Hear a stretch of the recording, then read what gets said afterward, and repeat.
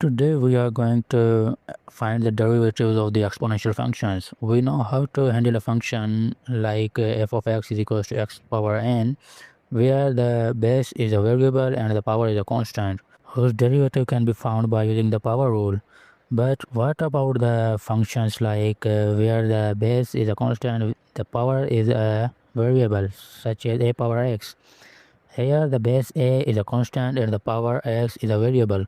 So to find the derivative of this function, we cannot use the power rule because it is only valid where the base is a variable and the power is a constant. So how do we handle that? To understand how we take the derivative of such functions, we have to understand the derivative of natural log of x.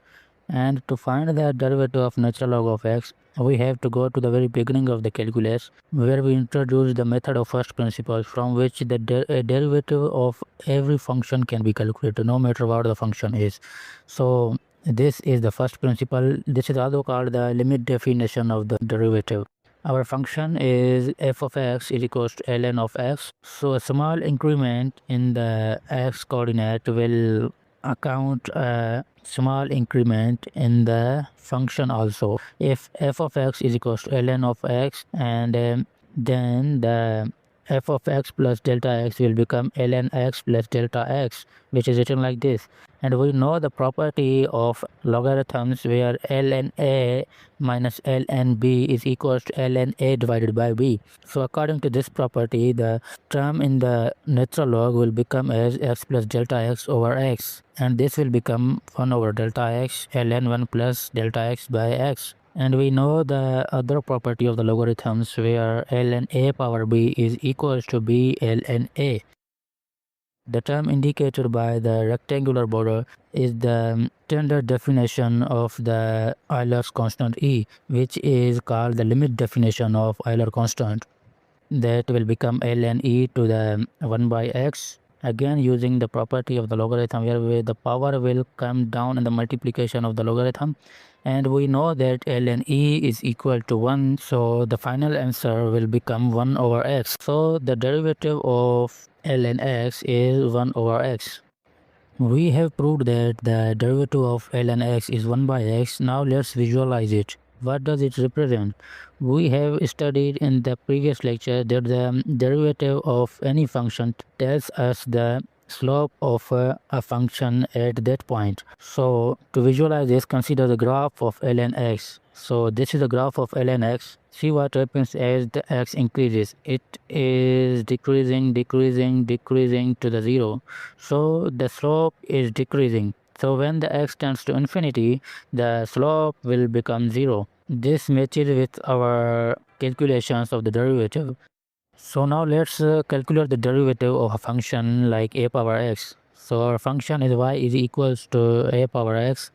So taking the natural log on both sides, so the equation will become ln y is equals to ln a power x. Again using the property of logarithms, where the power will come down in the multiplication of the logarithm, the equation will become ln y is equals to x ln a. And now we have to differentiate the both sides of the equation with respect to x. So the derivative of the ln y should be simply 1 over y dy by dx. I know you are confused that why we write the dy by dx. That is due to the chain rule of the differentiation. I will cover the chain rule of differentiation in the upcoming lectures. But on the other side, see that ln a is just a constant and x is a variable with power 1. We can apply here the power rule of differentiation to calculate derivative of x with respect to x, which is simply 1. So the equation will become 1 over y dy by dx is equals to ln a. But what is y? Y is our original function, which is a power x. So the final answer should be d by dx of a power x is equals to a power x ln a. Now consider a special case where a is equal to e. We know that the derivative of a function a power x is equals to a power x ln a. So substitute a is equals to e in the derivative. Okay, so the derivative of e power x will become e power x ln e, and we know that ln e is equal to 1. So the derivative of e power x will become e power x. This is the only function, its derivative is the function itself. Now let's visualize it. Okay, what does this represent? The derivative of the function is the function itself. So the derivative represents the slope of the function, and the derivative is equal to the value of the function itself. Let's visualize it. The graph of the e power x is something like that. So if you calculate the tangent at every point of the graph, it will come equal to the value of the function itself.